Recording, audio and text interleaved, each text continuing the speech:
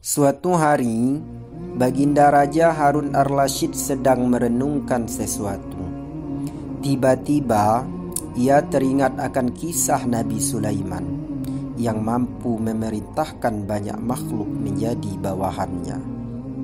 Baginda Raja sangat tertarik ketika Nabi Sulaiman memerintahkan bangsa jin untuk memindahkan singgasana Ratu Balqis ke istananya.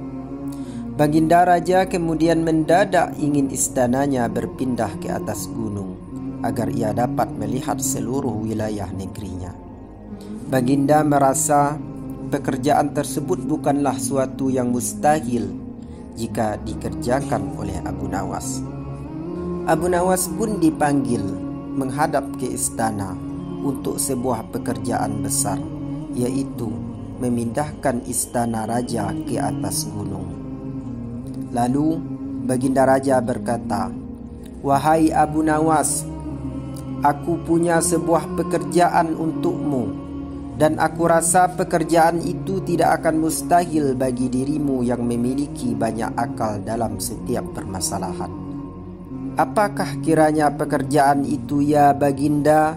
tanya Abu Nawas. "Aku ingin engkau memindahkan istanaku ke atas gunung supaya aku dapat melihat seluruh isi negeri ini. Sanggupkah engkau melakukannya, wahai Abu Nawas?" kata Baginda. Sejenak Abu Nawas terdiam, tidak berkata apa-apa. "Mungkinkah aku dapat melakukannya?" pikir Abu Nawas. Namun dalam hal ini Abu Nawas pun tak mampu untuk menolak perintah sang raja, karena jika ia menolak maka Abu Nawas akan dipenjara. Setelah beberapa lama berpikir, kemudian Abu Nawas pun menyanggupi permintaan sang raja, meskipun itu adalah mustahil. Baginda Raja memberikan tempo 1 bulan kepadanya untuk menyelesaikan pekerjaan tersebut. Lalu Abu Nawas pun meninggalkan istana dengan hati yang gundah gulana. Ia kembali ke rumahnya untuk mencari sebuah inspirasi yang akan meloloskannya dari permasalahan itu. Tetapi sudah beberapa hari ia juga belum menemukan akal untuk memindahkan istana Baginda ke atas gunung. Kabar tentang mega proyek Abu Nawas pun mulai tersebar di tengah masyarakat negeri Baghdad. Sebagaimana mereka meyakini kesanggupan Abu Nawas, akan tetapi tidak sedikit pula yang meragukannya. Tibalah pada hari ke-9.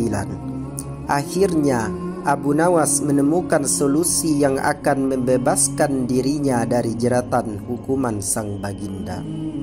Abu Nawas segera bergegas menuju istana menemui Baginda Raja untuk membicarakan mega proyek tersebut.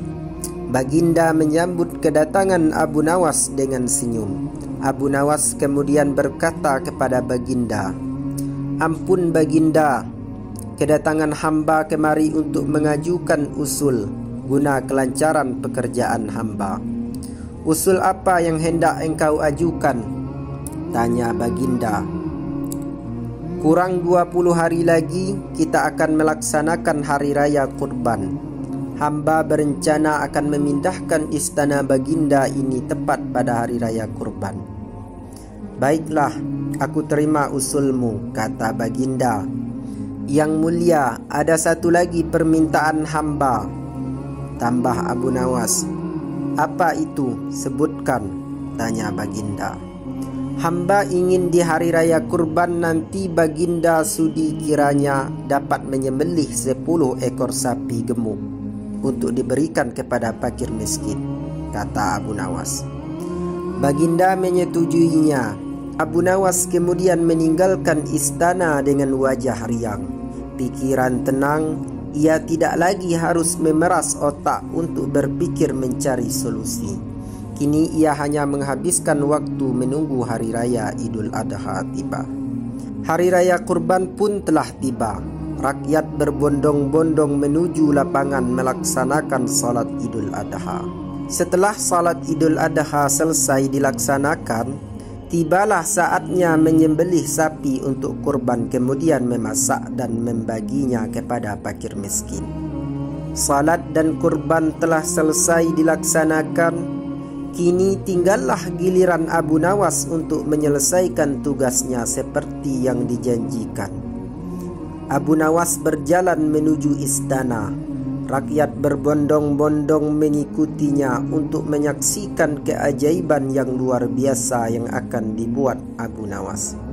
Sesampainya di luar istana, Baginda Raja memang sedang menunggunya menyelesaikan hasil pekerjaannya, memindahkan istana Baginda ke atas gunung.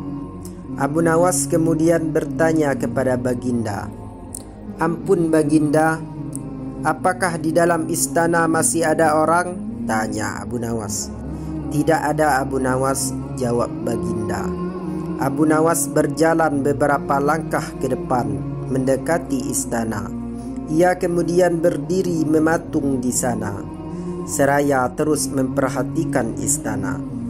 Baginda Raja yang sudah tidak sabar dan merasa heran kemudian bertanya, "Apa yang engkau tunggu, hai Abu Nawas? Kapan engkau akan mengangkat istanaku ini?" tanya Baginda. "Ampun Baginda, hamba dari tadi memang sudah siap mengangkat dan memindahkan istana Baginda ke atas gunung," kata Abu Nawas. "Lantas apalagi yang engkau tunggu?" tanya Baginda semakin tak sabar. "Hamba menunggu istana Baginda diangkat oleh seluruh rakyat yang hadir dan meletakkan di atas pundak hamba. Setelah itu barulah hamba dapat memindahkan istana Baginda ke atas gunung, seperti perintah Baginda kepada hamba."